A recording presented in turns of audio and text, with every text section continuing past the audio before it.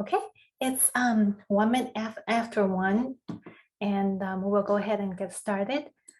Good afternoon, everybody. Welcome to the Michigan Historic Preservation Network 2021 webinar series. And today we have our topic is behind the scenes of raising historic fish town. Before the presentation starts, I would like to quickly go over some Zoom tips. If you have any questions during the webinar, please type them in the Q&A box as you think of them. We will hold all the questions at the end of the presentation. And the links that of resources that discussed during the presentation will be sent in the chat box. Both Q&A and chat box are located at the bottom of your Zoom screen. So if you don't see them, please wiggle your mouse and they should pop up. If this is your first time attending our webinar, we are the Michigan Historic Preservation Network. We advocate for Michigan's historic places to contribute to our economic viability, sense of place, and connection to the past. We could not do the work we do without our members and volunteers. If you're not a member yet, please join us at www.mhpn.org.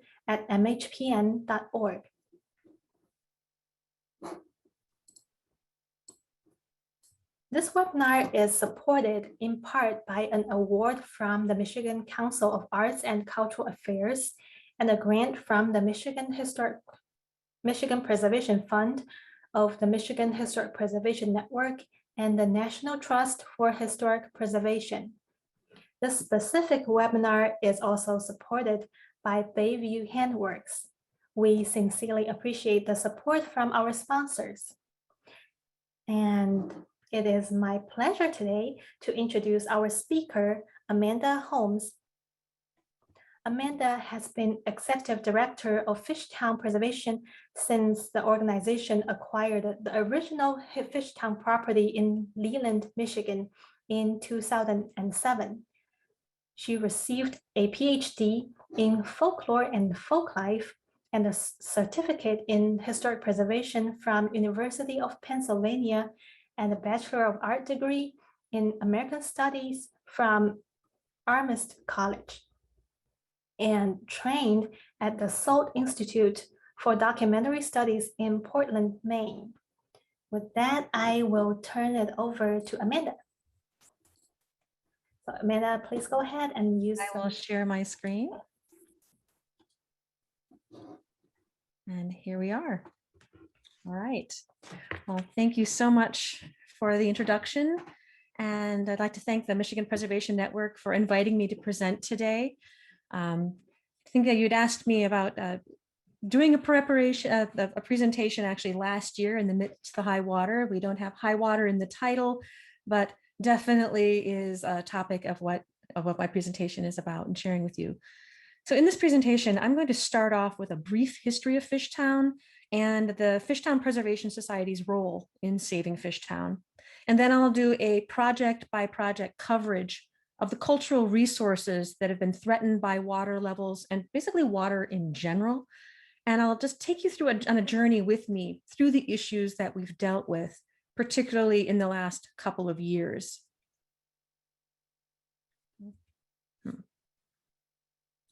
It's not wanting, oh, there we went. It decided to advance. So we've spent a lot of energy in the last few years responding to emergency situations. And we're so much actually in the middle of projects that we don't always see what we've done, what we've accomplished. So actually this presentation becomes an opportunity for me to reflect on what we've done and also to share some of the nuts and bolts of how we've done it. So throughout this presentation, I will identify general problems that we've had to deal with and how we've dealt with them in the hopes that maybe you'll find some solutions or perhaps some inspiration for the problems that you've had for wherever it is that you are. I'm assuming that you either have an interest in Fishtown, curious about the water situation, or perhaps you live on a small shoreline area as well that has had to contend with some very serious issues in the last couple of years. Or you might just be thinking, just thank goodness you don't have to do that as a part of your daily job. But I don't want to assume that everybody does know where Fishtown is. But we're up in the northwest corner of Lower Michigan. That red marker is where Fishtown and Leland are. And you can tell with this view that it's clear how much water defines where we live. But also note that when I look at this map, I think about that there would have been fish towns all along these shorelines. In every single community, there would have been a place where someone caught fish, and also many on a larger scale than what we actually have and had in Fishtown. But that marker now, in a sense, becomes a symbol of the rarity of Fishtown, and one of the reasons why we fight so hard to keep it. And if you approach, this is Leland, Michigan. And the water that you see in the back on the horizon is actually Lake Leland. It's a 26-mile amazing body of water.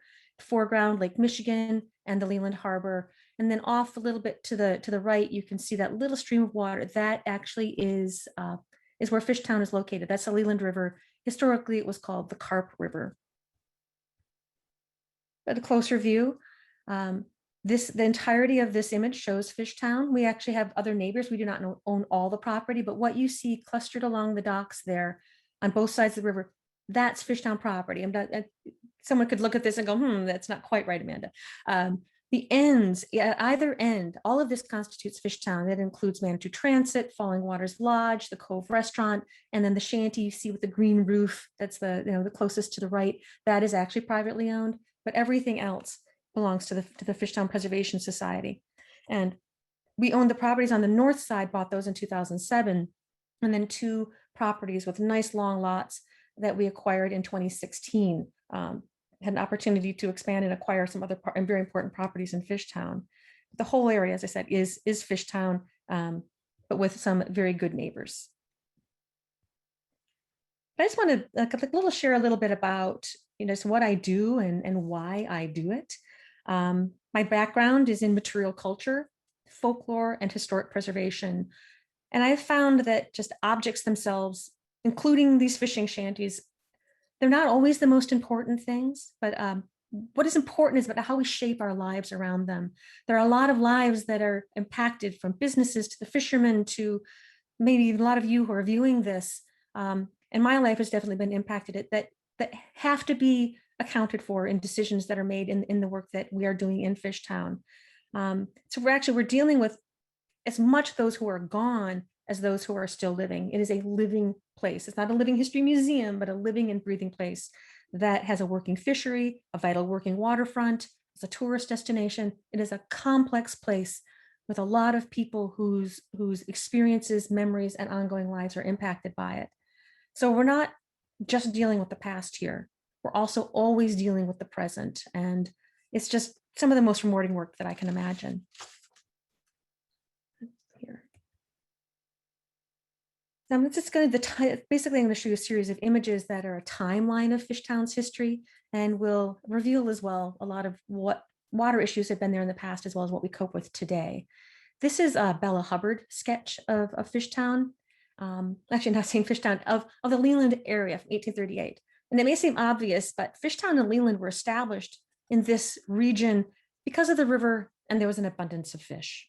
A visitor to the area, he captured this this was 15 years before Leland was officially established. But you can see the Manitou Islands to the right, Pyramid Point off to the left. But basically from these beginnings through today, there have been fishing activities on the Leland River.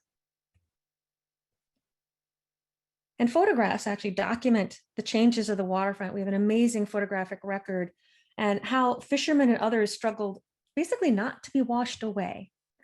The river and Lake Michigan, they have just lives of their own. And where you see the piles, if you look, there's a shanty off to the right, and right behind that are a series of dock piles.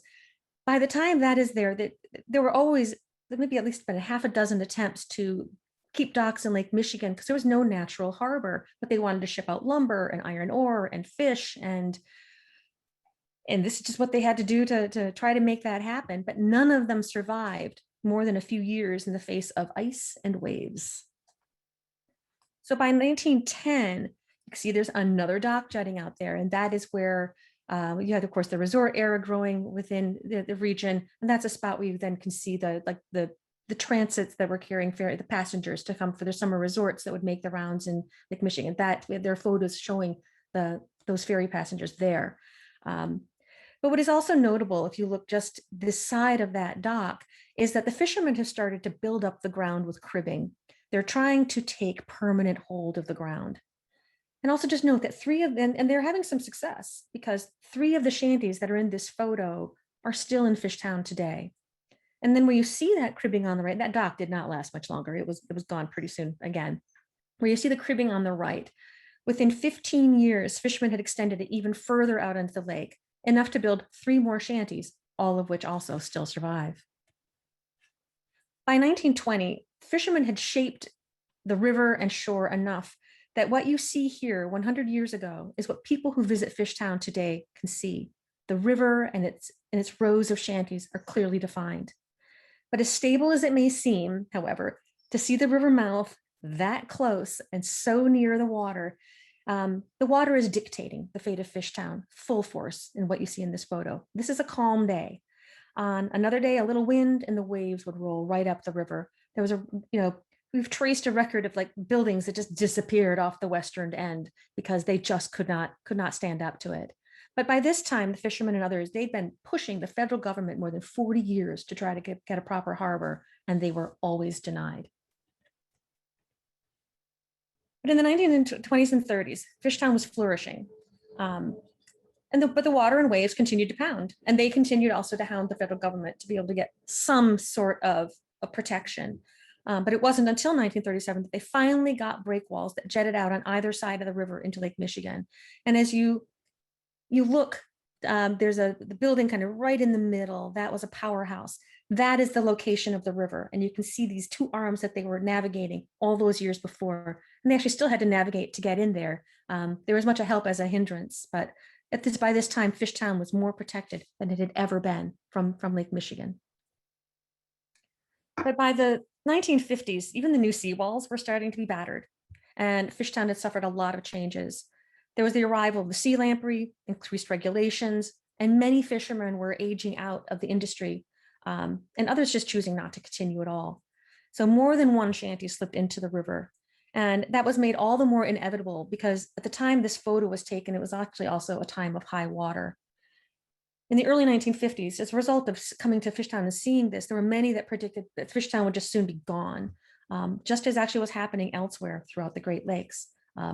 Putting all those factors together, it meant the demise of this very traditional industry. Yet, Fishtown endured. And with some of the fishermen actually at that time feeling good enough about everything that they invested in some steel boats. If you see the Geneseo off to the right, that boat is still a part of Fishtown and is actually owned by the Fishtown Preservation Society. And actually the Mary Ann that you see in the middle is actually a vessel that has never quite disappeared and is actually now owned by someone who will be working with us to perhaps bring her back to the river in an educational capacity. There are a lot of other rapid changes that are going on. You have down about 30 miles south of here, the Sleeping Bear Dunes National Lakeshore is started. You can see this change. You have the Fisherman's Cove and Falling Waters Lodge, Michigan modern buildings that were built to house what was expected to be a big increase in tourism. And this is the beginnings of the harbor. They're taking the one arm to the right, and it's going to be removed as they put in the new harbor. The one on the left is just going to remain as another protective wall. But you're seeing these like big things happening either side of Fishtown, and it's really, it's ultimately going to be changing the character of the area. And with the construction of things and bringing in all of this big equipment and staging, you can really tell that Fishtown has entered a new era. And there were many who worried that Fishtown itself was going to be at risk. And they were rightly concerned because that Fishtown could be sacrificed for bigger efforts. You have this big harbor coming in and they want to encourage all these boats coming in. And as it is, the community park ends up being taken over for the harbor. A lot of other things are just being kind of just taken over for these new things that are going to be big for the area. And the loss of commercial fishing operations in particular, with it like being fewer and fewer, what's the reason for being for Fishtown if it can't be there? So This also, though, because of these concerns, became the days when consciously preserving Fishtown began. So from the 1970s through the year 2000, kind of lumping about a lot of stuff right into here, Fishtown became more widely known as a tourist destination, with the Carlson commercial fishing family acquiring property in Fishtown. What you see right in the forefront, that was owned by the Stephenson Stallman family, but they ended up getting pushed out of the commercial fishing industry, and the Carlson family soon acquired that property and other property as it became available. So in addition to continuing to fish, they oversaw the maintenance of the shanties and the docks, and they saw Fishtown through several periods of both high and low water.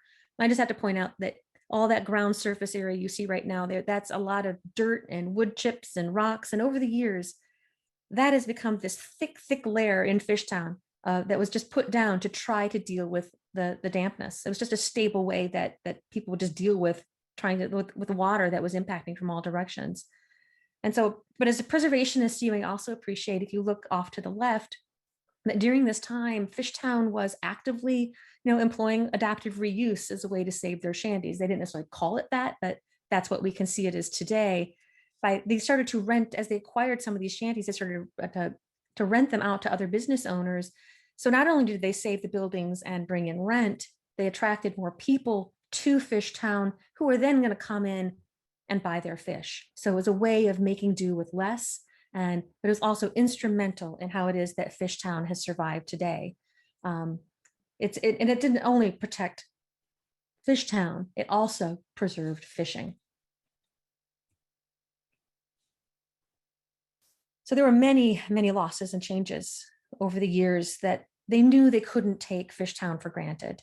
But pressures on Fishtown and fishing continued just without abatement. Everything's a timeline of challenge, basically. But the pressure that put Fishtown, as we know it, most at risk, in my opinion, was changes to commercial fishing. In the year 2000, Carlson's had their fishing quota cut significantly.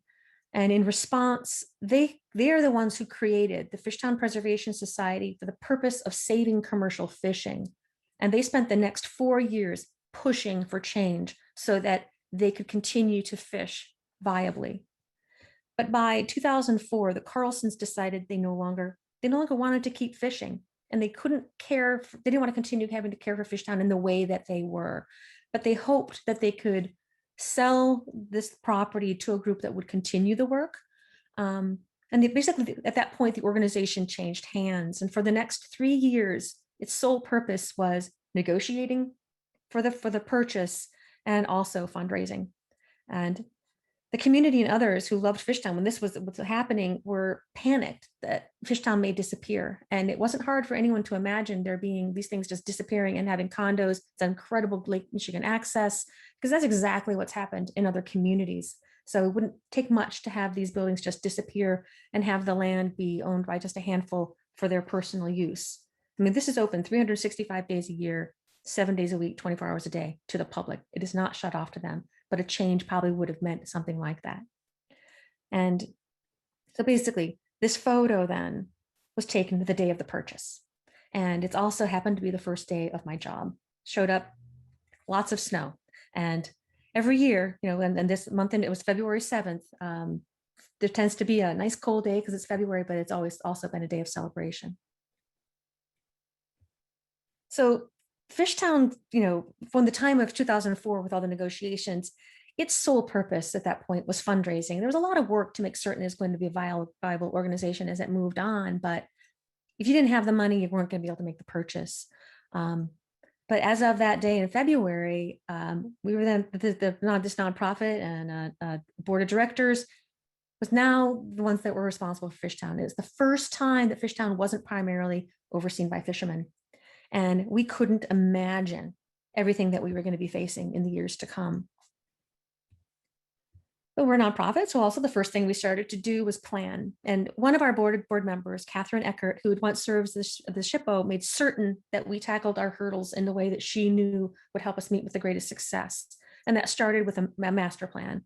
And then, kept steering the ship, that made certain that we did a historic structures report, that we had a comprehensive interpretive plan, and a lot of other planning tools that were vital. And interestingly enough, a lot of these documents are now kind of getting long in the tooth, but they actually still serve us very well as well, in terms of getting for the fundraising and just having a vision for what and where Fishtown needs to be.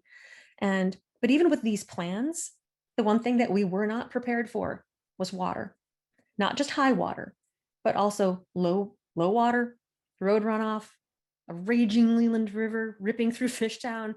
But by having these plans, it actually made us better equipped to deal with these other problems as they were hurled at us. But there were some shocking days when you discovered that the flooding is happening in the way that it was happening.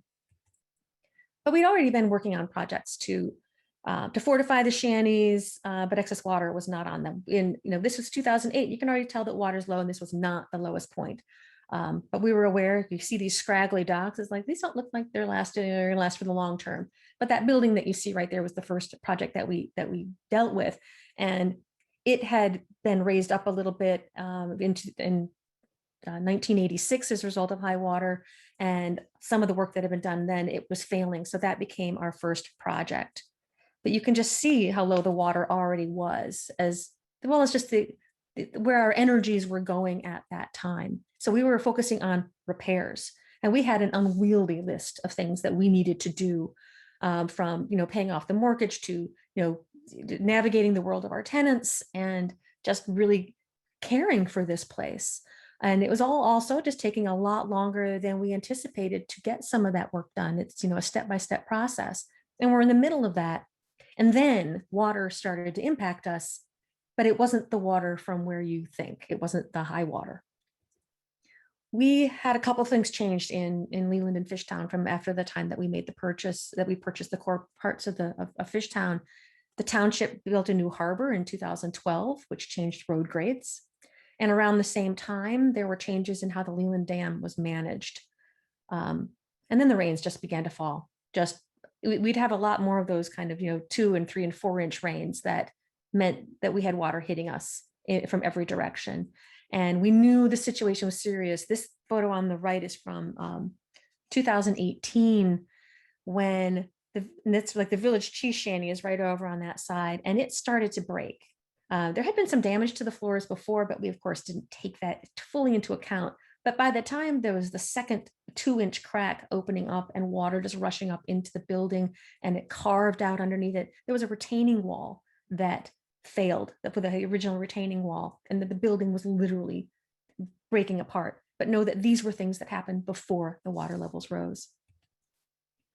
So Fishtown, as beautiful as this view is, I also have to look at it from a water management standpoint.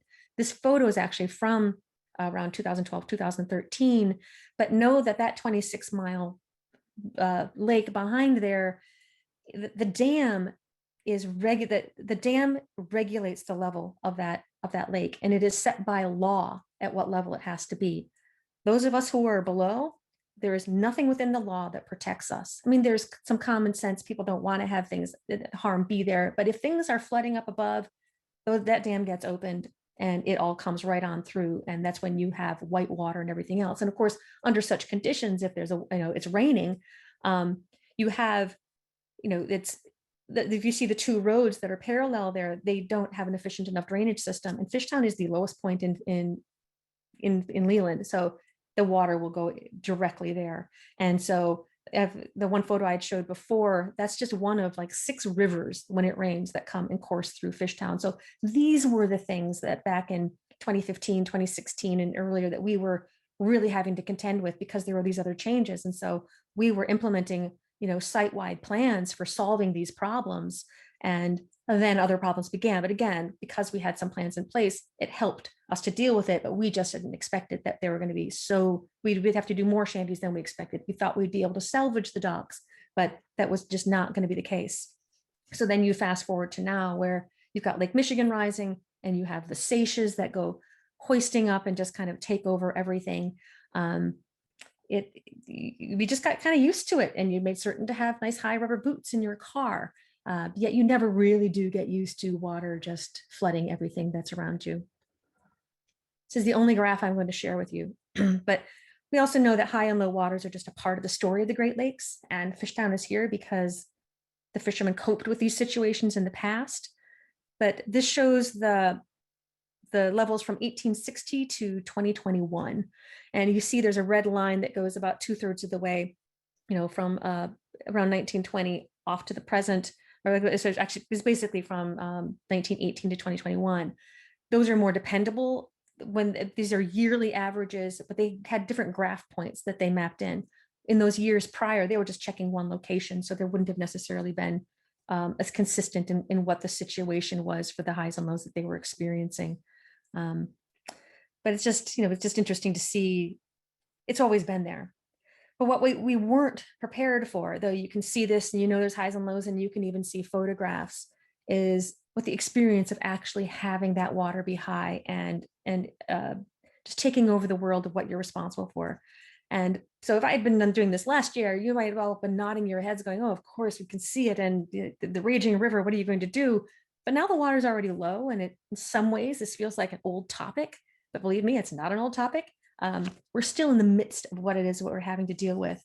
And it's so easy, people want to forget it. And every community knows that for the development of your communities, you cannot let people forget it because they'll make some very silly decisions and then you'll be coping with it down the road. But we found, though, whether high or low, the shanties and docks are more vulnerable in any of those situations, and everything in Fishtown becomes more vulnerable.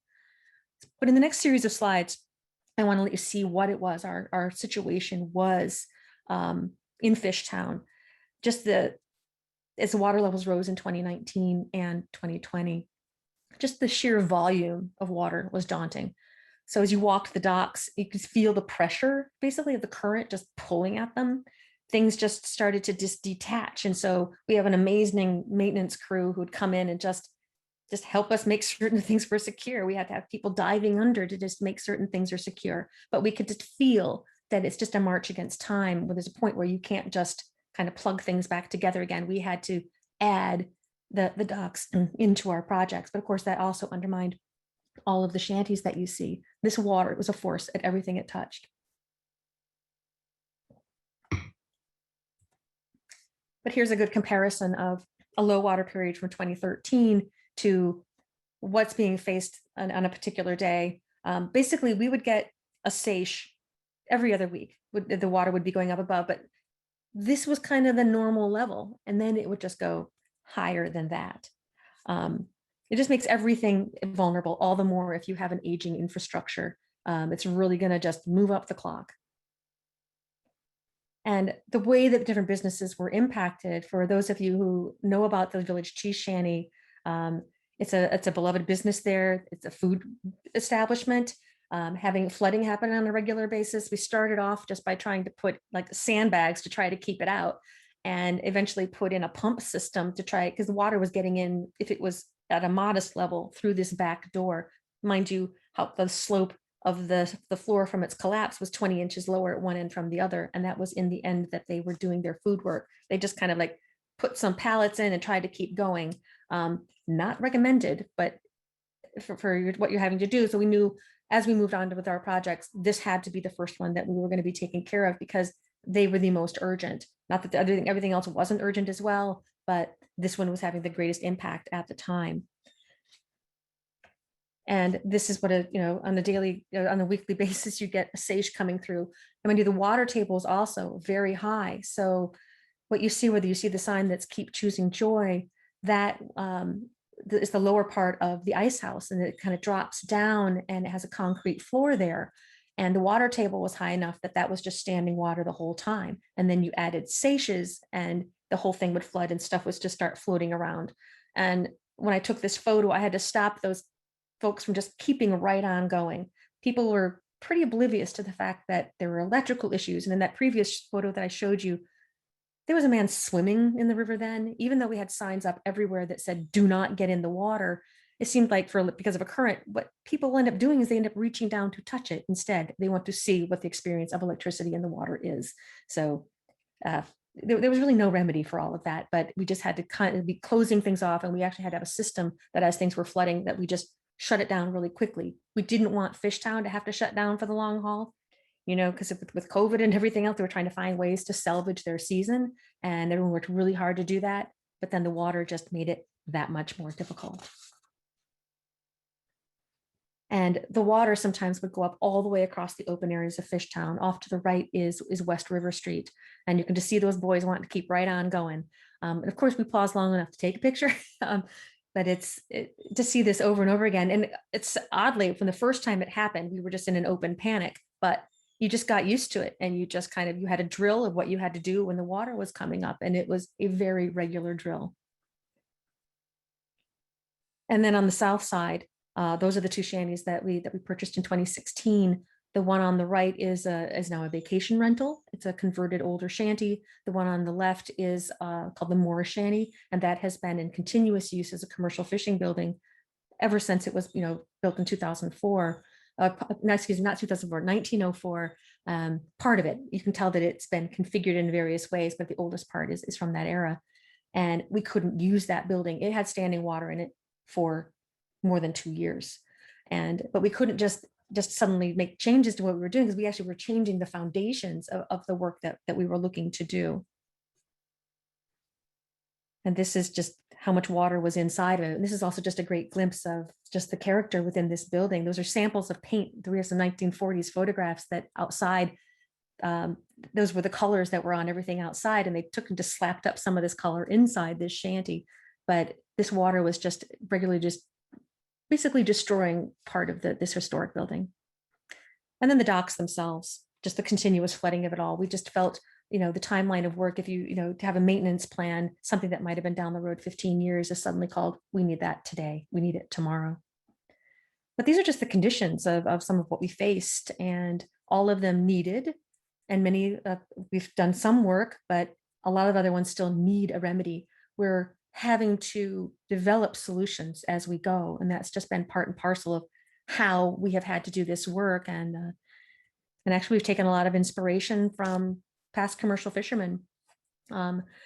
We have to respond to a lot of regulations. That is something, of course, that whether there were regulations in the past or not, a lot of them just didn't pay attention. They dove in, they took care of things themselves. They didn't, but now we have to work, of course, with the DNR, the DEQ, the Army Corps, the Preservation Office, for some of the buildings that have food serve operations out of them, including the Carlson Fishery, the processing fish. We have to deal with food, public safety, all of the access issues. All of these are things that we have to have under consideration when we're making our decisions here. But the way these guys would solve the problems is they needed some wood, they would just salvage things off of a building, get a group together, and they would just pit together and get the work done. And so there's a lot of recycling that has happened, which is part of why the buildings are so interesting and also a challenge to care for now, because of just, they have such stories of how frugal people were as they salvaged, and how much they just, it was part of how the community functioned. And I'm sure that other places have that same type of history. But what's really funny though is, to this day, when we're making some of the choices, we are, people who were, basically doing work from before the time that we purchased 15 years ago, they'll look at this like, why don't you just do it? Without being aware that we can't just do a lot of things, though we can be very creative with some solutions and draw inspiration. And engineering requirements is a whole nother thing that I don't think they ever worried about. But whatever their methods, they kept Fishtown standing, and it's also why we can love it so much today. It's built with their character. So as we faced the high water, we knew we had to fortify. And I want to take you through 3 different projects that one is completely done, 2 are still in process, and just some of the things that we've had to do and think about, and just be trying to be practical as well in what our solutions are going to be. Mind you, we'd had a set of plans, and then we had to, at high water, and we had to revisit those plans and how we were going to tackle everything. But some of the key things that we have considered, kept in the forefront of our minds as we're working, is we have to respect the river. Just whether it's going to be a little stream filtering through or it's going to be a raging river, we're not going to be able to change that. All we can do is to change our response to it. We have to want to, that commercial fishing is both an ongoing activity with the joy that you can see in the background there, and the fishery. Those are vitally important to the mission of Fishtown, and they can actually be hard on a place. So maybe harder than the weather or some kind of combination, but that's what Fishtown is about. And we needed to be able to have those things happen.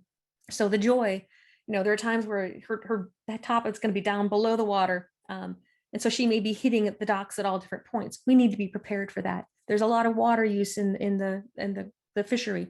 We need to be prepared for that and build for these things that are part of the traditional culture of Fishtown. But we also need to plan around the natural environment. There's fish and turtles and otters and all kinds of amazing birds. This is, if you really start to look, you just realize how we're just like, it's this wonderful world to explore if you just take a moment and realize how much is there. It can be easy to bounce from shop to shop, but you just stop and look in the water and you'll just see how much is going on there. But we had to plan for that as well. The same thing that I've had different people tell me as well, even very recently, is why are you putting piles back in? Just put pile down the whole thing. You'll never have to do it again. But then we would not have breeding areas. It's a river that we want to respect that part of its history. And we also want to ensure the continuance of the small businesses and the fact that there are a lot of people who visit this area. So we have to pay attention to those kinds of things as well. But the Village Cheese Shanty became our first project. This is the building not too long after it had been built. The shanties that you saw that had fallen into the river in a previous photo, this is where this building was built. It was actually the last commercial fishing building built in Fishtown. And if those of you who are familiar, well, this looks and feels like exactly what it was because it is still this building. It was built in the late 1950s, and it was the Janissou docked outside of here, and it was built for Louis Steffens, who died about 5 years later. His father then operated out of here doing smoked fish, and soon thereafter it became a shop for a number of years. But starting in the late 1970s, it became the Village Cheese Shanty that has had two different owners in the whole time. So that's been a very important part of its story. So when it flooded, we had to look at it and think, okay, what are we saving here? There had been everything you see here was saved, but there was a refrigeration area to the side that it got so soggy, it was sinking so much, and it was one of those kind that things you would use most of your power in a month just trying to keep things cool in the season. So that was a concession that we made. And then the whole building had to be rigged so that we could lift it up and get it out of Fishtown. And it was lifted in January of last year and then set into the parking lot. And so the whole thing was braced inside like spider webs to get it lifted. But here, what we had to think about in our decision of how are we going to handle the water issues is this had a concrete floor. It was the only building that had a concrete floor in Fishtown. But of course, that had failed. And, and they hadn't lifted it before because it was a concrete floor. And once the waters went back down again, they decided they just weren't going to worry about it right now. But it was our problem to deal with. And we decided we needed to keep a retaining wall, but it was just around the footprint of the building rather than having something go extending the whole way so that we could secure this for the future. And so put in sheet pile, but you can just see where the water had been before. And we just had to kind of navigate all of that, make certain it's solid. And then it was flown back in February of 2020 onto a concrete foundation. There's a lot of other work that happens here after it was back in place. And partly they did that so that it could be protected while working inside. The building itself helped to protect the work that was going on. And interestingly, in this building, it had a very bad fire, and we did not get rid of that. It was integral to the story of the building. We still don't know when that fire was, but someday maybe we'll learn. And all of those kinds of things have been preserved because it's just the story that's there to be told. We're just waiting for someone to come up and tell me I know what happened and let me know. As I'd mentioned, every building here pretty much has had a fire, and there's only like one that I know exactly what happened. Yeah, they didn't bother telling anybody that would happen. They come in and fix it up, and it was business as usual. And I don't think there weren't any regulations in the past. It's just that they decided if they just worked quickly enough, you could deal with that problem. And so this is the building as it looks today. And you can see it's up about 20 inches higher than from where it had been. And the docks will actually be raised up as well, so there will not be as much of a gap down the road. But most people do not know that anything has happened to that structure. And I actually had to fight to keep the chimney. Folks are like, you're not using it anymore. Why is it still there? It's one of those things. I just love that chimney, and there we have it. The Morris Shanty, then, this is on the south side of the river, posed a whole different set of issues for us. Because of how it had been put together in so many different pieces, for lifting that building itself was also, for those who like to do the building projects, the challenge actually is something that's very exciting part of their work. But this one took a lot more work actually to plot how to get it out than the other one. And we also knew with this is the building that as we were working, putting the plans together, people said, just sheet pile the whole side, don't worry about it. But we wanted to make certain that it had regular piles that were going to go there. And there were choices we had to make here too, because of the water. You see there's steel rods that go all the way through, and they are actually up quite high. That is because of the condition of what had happened below. They couldn't lift the building with all of this water, and it was not structurally sound. It wouldn't carry, and there's nothing they could really do with that. So we had to make a decision to save the upper portions, and all of those upper portions. You could walk around that building. I'd be happy to share this space with any of you of what is there from all the different eras of fishermen. But this was a decision we had to make to have it. It wasn't going to be able to make the trip. This was part of the preparations for the lift. And this was the morning of the lift. And they were trying to figure out how to separate it all. And there really are only so many ways you can separate a building. They literally had to chainsaw it off. So the morning of the lift, the water is high, and they have a whole series of chainsaws. And there was a chainsaw brigade just cutting the building apart so that they could separate it and lift it away. And this was it being lifted in July of last year. And you can see what's left behind, as well as the crew that endured some pretty crazy conditions in order to save this building. But here are what the piles going. And you can, from this view above, you can see the forces that are heading straight to the village cheese shanty, and just how integral the river is underneath these shanties. We actually created a little hatch in the Moorish shanty that you can lift up and watch the fish flow underneath. They used to have that there, but when some flooring had been redone at some point, it disappeared. But you can see the life of the river from inside the shanty as well. And so we're just very proud that this is all retained. And other buildings that we're going to be doing here have that same kind of, it will be the same kind of foundation. And then above that, because of course we lost half the building, what are you going to do? We put in this whole other, a new support system that would hold everything up. And the choices of materials are important as well for everything that we're doing. We have to make it okay for it to be wet again. We know no matter how hard we've tried, there will be flooding in the future. It's going to happen. And you can actually see the little opening for where the hatch is going to be that you can open up later. And so then they had to replace that whole thing on the bottom. So this is just a laminate, a very durable way that they've put it together, and it just kind of fit right back down in place. So there had to be some sacrifices, but this also helping us make certain that, if it's 50, 100 years, it'll be wonderful if we never have to deal with that level of the work again, knowing other things will require care above. So it is a serious investment. And there was a lot of debate about how we should go about this. And there was debate actually before the water ever came up of just how do you rig it up, and really the arguments for let's be scrappy and just make this happen. And I'm glad that it didn't go that route early on, because whatever those would have been just within a matter of a couple of years would have been lost to what we ended up facing. So sometimes delays can serve you very, very well. And this is as it looked actually, wow, it's already in the wintertime. And you can see the frugalness of things. I want to retain that in the middle. The artists and some people who photograph just hate, they just can't stand this patchwork nature of things, but I love the story that it tells. And so there's a lot of Photoshop, I think, that happens on some of the things here in Fishtown, but a lot of that's going to age out, and it's being very honest about what we've had to do in order to save this building and make it good for the work that it has to do. And very soon, one of our commercial fishing vessels will be parked right back outside there, and work will be ongoing. The piles, they're higher than we're going to get all of the docks done before we cut down those piles, because once you cut something off, you can't undo it. So we just we're holding off on that as a final step. And then we have the other side. This is our third of the buildings. And this is one that if anyone is, we were in the news yesterday because the building got flown back into Fishtown yesterday. But this is a historic shanty as well. It's one of the ones that was also in that early photo I showed you and said that there were two, both of the shanties you see here were actually in that photo from, so very, very early.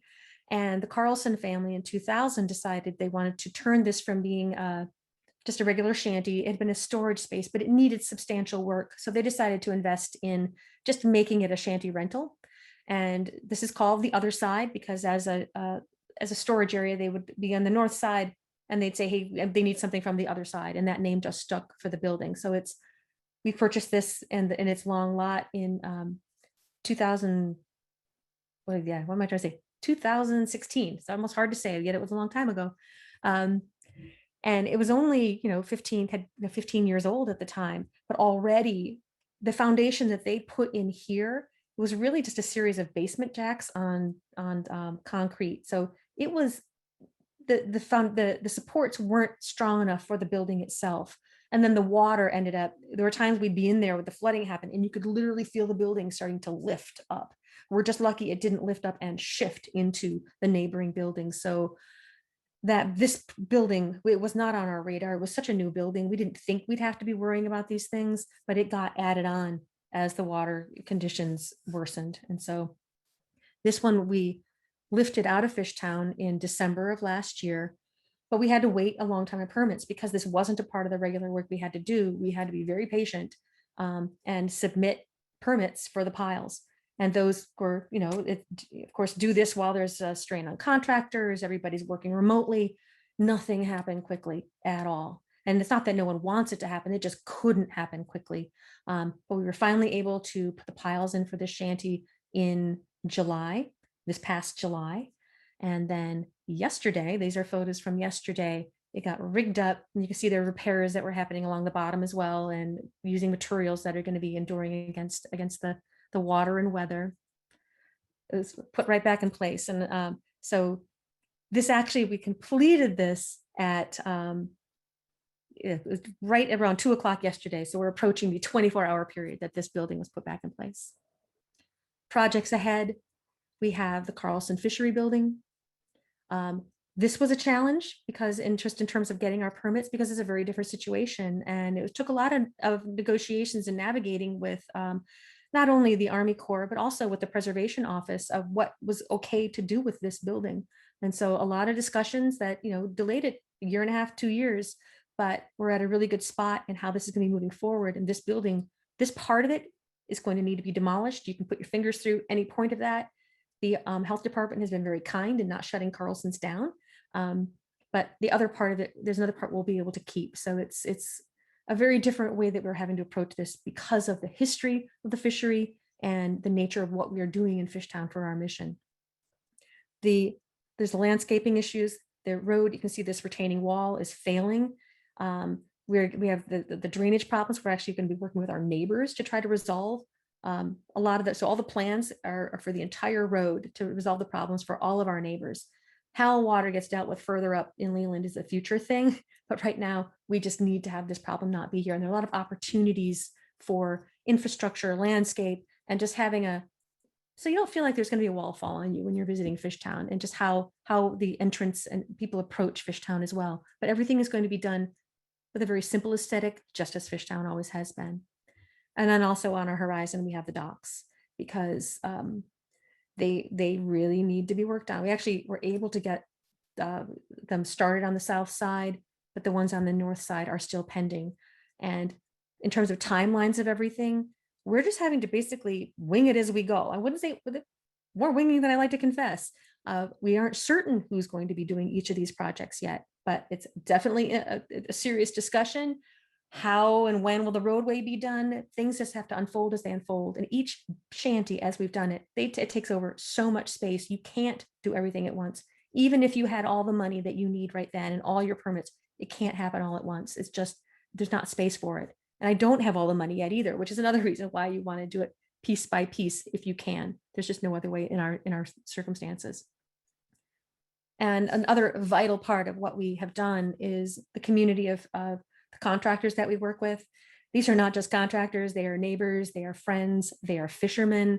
They are so invested in what is happening here. And every single one of them has a story of of a connection here. So why, or that may be why some of them have particularly been chosen from different contractors to be here, but like up in the upper right, the two gentlemen you see in the middle, they both have a fishing heritage. One of them is a Carlson, the other is related to the Lang family, if people had ever known of Ross Lang.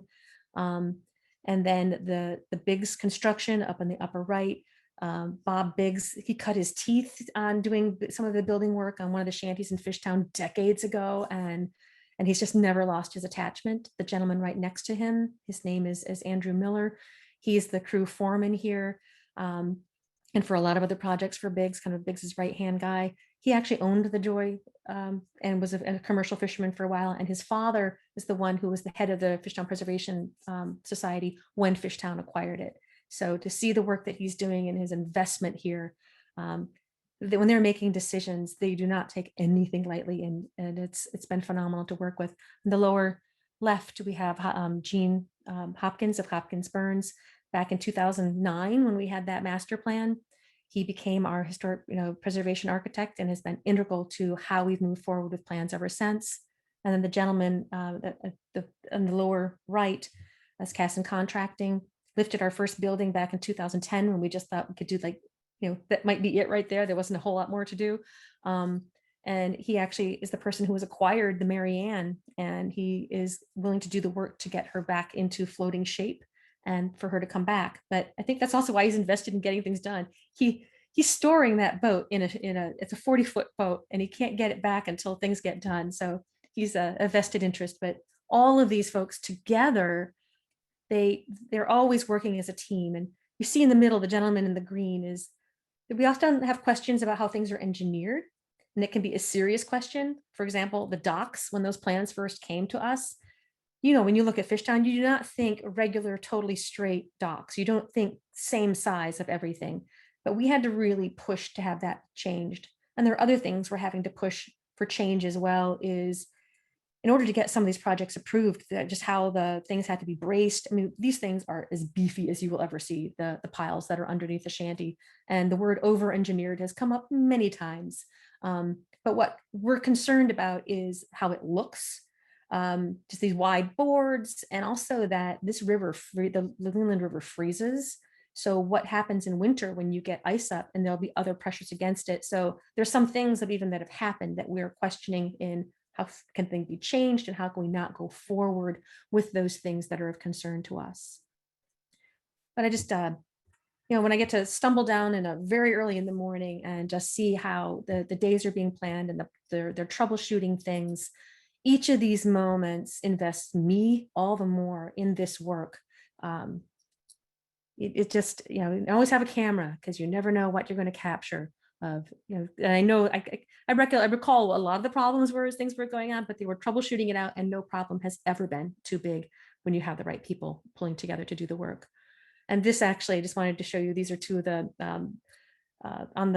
in the right-hand photo, you've got Drew Miller, and then you have Chris Herman. Chris Herman is a Carlson, and Chris was in charge of the pile driving. So they're down here doing this work, but that's a photo of Drew Miller when he actually was part owner of the Joy and was out fishing.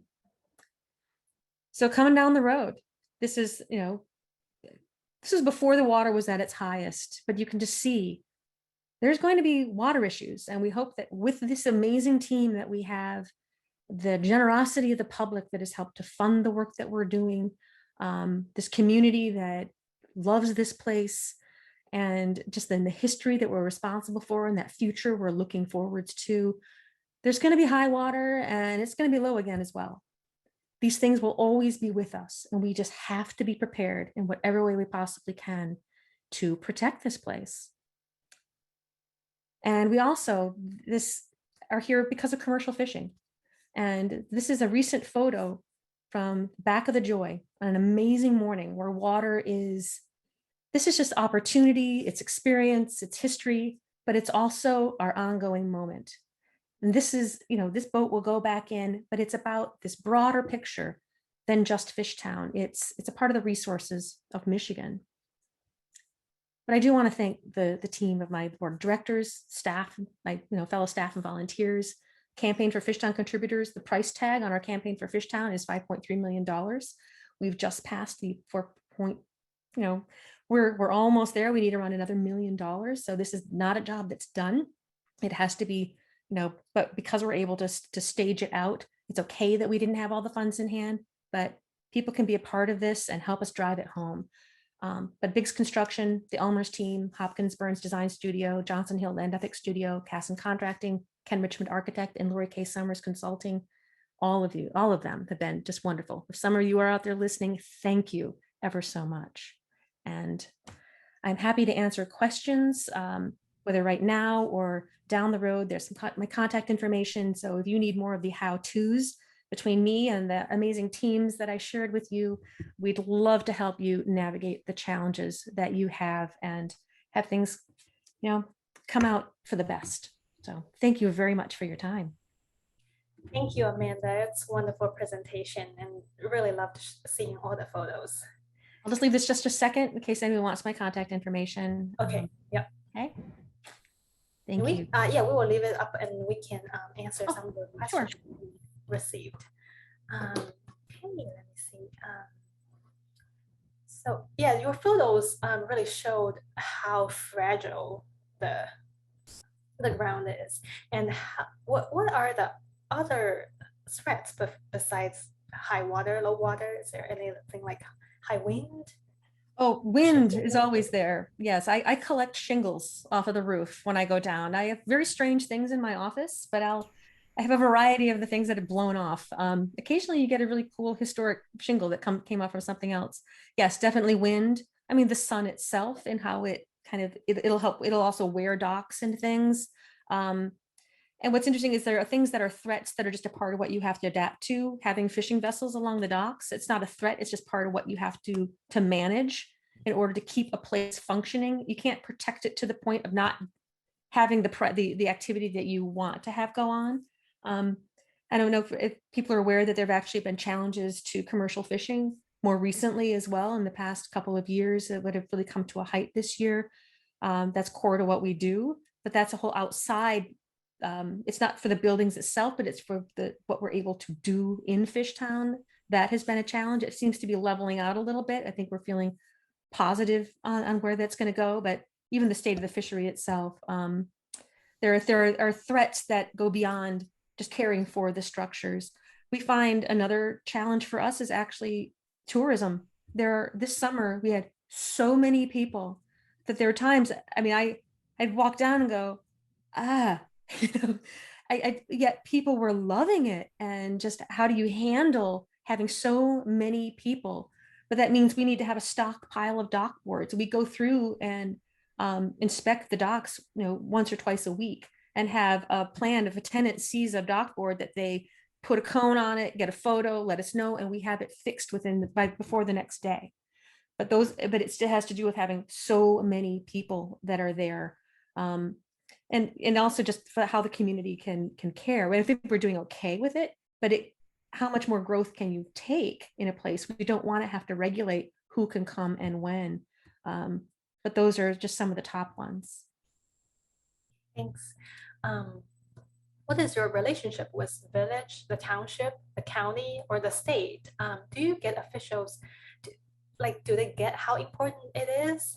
How Fishtown important, or are you constantly educating them?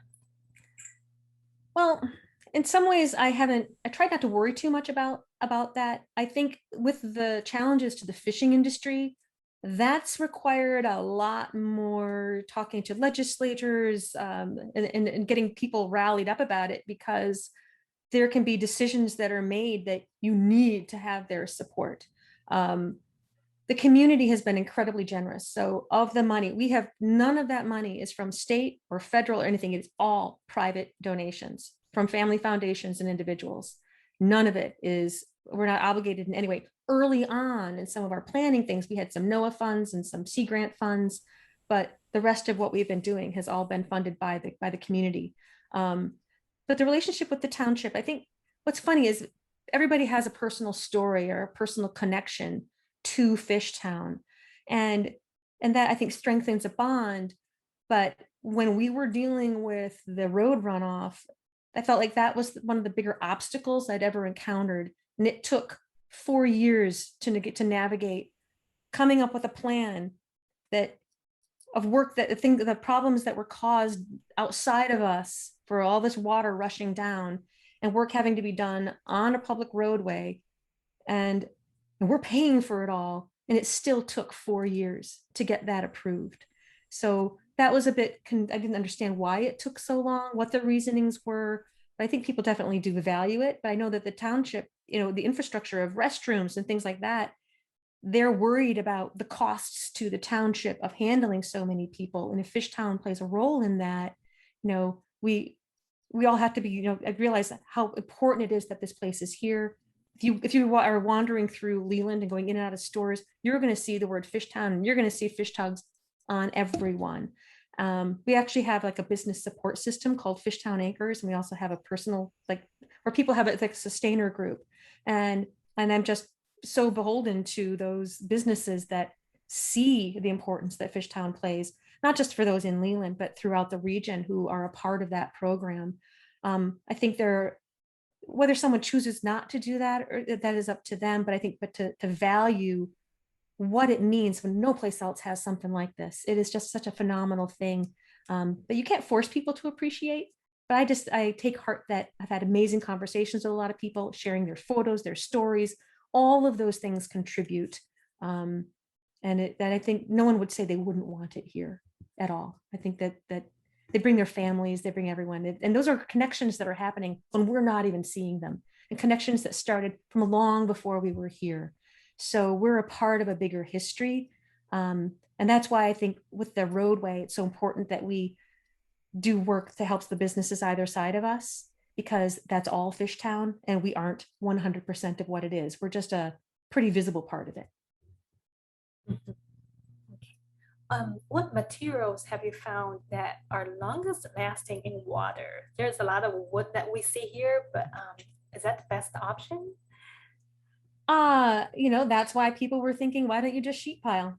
And then a lot of what you see, I wish I had tags that said exactly what the materials are, but there have been long discussions about like how that bottom of so if someone wanted to know why those decisions were made, I could get information from our contractors on, and also from the architect, of why those were the materials that were chosen. I don't have that just on the tip of my tongue, but we want it to last. Interestingly, though, we make a different choice with our dock boards themselves. There's always been hemlock down there. We have that wood locally sourced. It's 2 inches thick. It's from a local sawmill, because we want to make certain that that decking is the wood that had been there. But of course, hemlock is under risk. It's not the longest lasting material, but we're making certain choices in different places. But the support structure that is currently not doing so well under the docks will be something that is going to be more durable. How is Fishtown zoned? I missed that question, sorry. How is Fishtown zoned? We are we're a historic district, and we have our own zoning. That was a part of that early planning that we did early on, was making certain that we wouldn't have to adhere to the same kinds of setbacks and a lot of other issues that other people that they have to go through. And even things like the signage that are on buildings, we have to oversee what people put up, but the individual signs, the decisions don't have to be sent to the township. So it's very flexible in some ways and very restrictive in others, because we don't want there to be a lot of things that over the years could suddenly change dramatically from what it is right now. Then it's also, we're beholden to what our mission provides in our bylaws. All of that is part of what we have to adhere to in zoning, and we've submitted like our site plans are all a part of. People can actually access the zoning. If you go to Leland Township, you can see the zoning that we're under there, and that was all crafted and then installed into the zoning process for the township. Next question. What is the status of reopening the shanty that Fishtown owns for overnight accommodations? Sure. Yeah, until a couple days ago, I would have said I have no idea. We're hoping that it'll be opened up again next year. We have a wonderful woman who helps us to manage that. There are 2 of us, 2 staff members for Fishtown Preservation, and we could probably spend full time answering queries about that shanty. It's a weekly rental. One of the things when we're working on that building, we're going to try to make it so it can stretch a little bit further into the shoulder seasons. it needed a little more insulation, and you could spend all your money on electric there if you weren't careful. So we're having to redo a lot in there. It's actually been an opportunity to make it better for those who are there, whether in the heat of the summer or the cool of the winter. But we hope that it'll be back up and running next year. And for the last several years before this all happened, it's been closed for the last 2 years. It had been fully booked, but one never knows when there might be an opening. So we'll announce that out when it's done again and share on. If no one has been a part of our social media, we have Instagram and Facebook and do a lot of sharing. And actually, videos of what happened yesterday are on Facebook. But because of the timing of our project, speaking of hurdles, that building, it was about 5 hours later than it was supposed to be getting lifted and all the cleanup and stuff. So I wasn't able to get the video in as a part of this presentation. But if you go to our Facebook page, you can go see the actual lift and videos and other videos and things as well. But we'll keep people posted on a lot of things there. Cool. You might have mentioned that a little bit in your presentation. What are the dimensions of your fundraising efforts? What are the goals that you have set? The goals we've set for our fundraising? Well, we have annual funding, and then we also have, like capital campaigns. So the current capital campaign is our campaign for Fishtown, and it's funding the shanty restoration work. It's going to be doing the docks, the landscapes. It actually was, we paid off when we first made the purchase, we had to do it with debt. The Carlson family did not want to have everything paid off right then. And it was funded over a 10 and 12 year period with balloon payments. And mind you, if you think about what was happening in 2007 and when we made the arrangement and what the crash that happened, we had to endure 6% interest on those, so that was a huge part of what we had to do. And that campaign, part of that was retiring the final debt. So we own everything now, a very important step.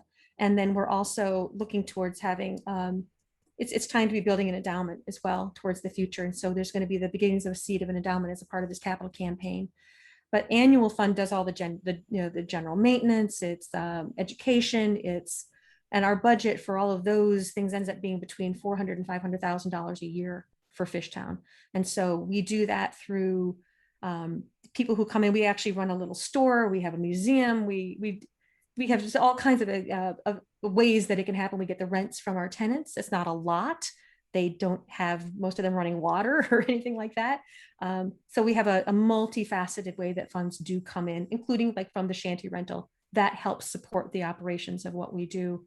And an anchor program, having a sustainer program has been such an important thing to do. We've been doing that for about 12, 13 years now. And for any of you out there listening are our anchors, we have anchors from the $500 level up to $20,000 a year who are committed because they want to make certain that we can count on funding as it's needed along the way. And in the future, let's say we get a chance to acquire another piece of property, we would reach out and do a public campaign for that. And that's what happened before when we were able to acquire other properties. We just had to jump to it and just make it happen. And big plans for things that are going to happen for education on that south side. We have land over there that's going to really be able to develop some wonderful commercial fishing education that will be able to have us working more also with other organizations. So there are big things in the future, but each one of them will have their own funding thread. And Janet said, I commend the honesty you've insisted upon during restoration, repair rather than replace. If replacing, replace in kind. Do you feel that added to the cost? Well, I think it can be added to the cost in the short run, but in the long run, no.